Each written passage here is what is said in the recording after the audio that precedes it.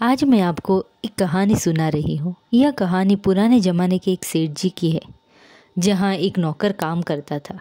नौकर बहुत विश्वास पात्र था। बरसों से उन्हीं के वहाँ नौकरी कर रहा था। एक दिन नौकर ने कहा, सेठ जी, मेरे मन में एक इच्छा है। बहुत दिनों से मैं श्री जगन्नाथ जी के दर्शन के लिए श्री पुरी धाम जाकर आऊँ। अगर आप मुझे अनुमति दे तो मैं श्री जगन्नाथपुरी के दर्शन करके आता हूँ। सेठ जी ने कहा, बड़ी अच्छी बात है, जाओ, अवश्य जाओ। ये तो मेरा सौभाग्य है कि तुम जा रहे हो। मैं तो व्यापार के सिलसिले में कभी नहीं जा पाया, इतना मेरे पास समय नहीं रहा। अब तुम जा रहे हो तो तुम्हारे बहाने से ही दर्शन कर लूँगा।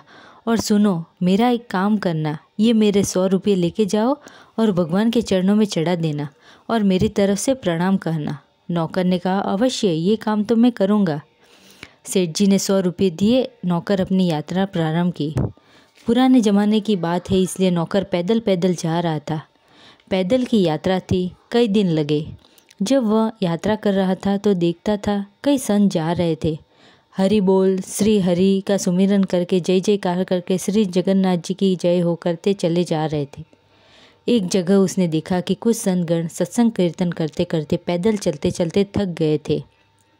चेहरे से लग रहा था कि कुछ खाया नहीं, भूखे है।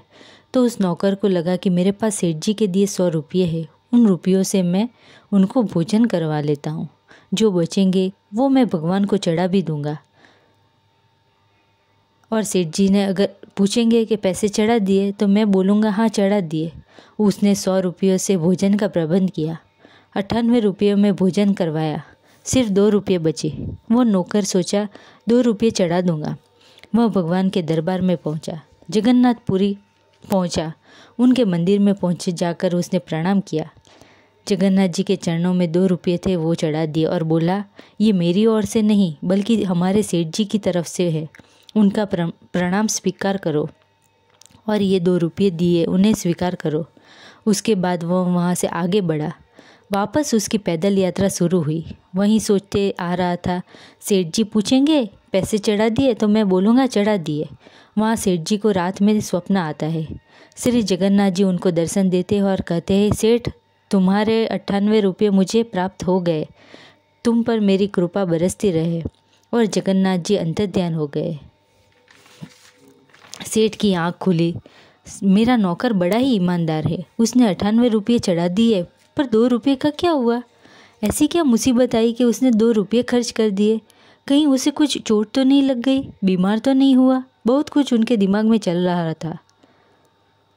वहाँ नौकर अपनी यात्रा वापस करके पहुँचा। सेठ जी के पास आते ही नमस्कार किया, यात्रा के बारे में बताया। बहुत ही अच्छी रही यात्रा। सेठ जी ने प्रश्न किया कि पैसे चढ़ा दिए? नौकर ने कहा, हाँ साहब, पैसे चढ़ा दिए।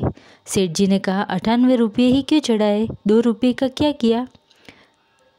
नौकर की आंखें खुली की खुली रह गई। सेठ जी ने कहा, मुझे जगन्नाथ जी ने स्वप्न में दर्शन दिए और बोला, तुम्हारे 98 रुपये प्राप्त हुए। अब ये बताओ, 2 रुपये का क्या किया? और सब ठीक तो है? तुम्हें कुछ ज़रूरत पड़ी? बीमार तो नहीं हुए? तब नौकर ने कहा, सेठ जी, मैंने तो सिर्फ 2 रुपये चढ़ाए थे।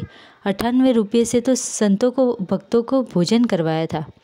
भगवान ने 98 रुपये स्वीकार किए, 2 रुपये तो मैंने नगद चढ़ाए थे।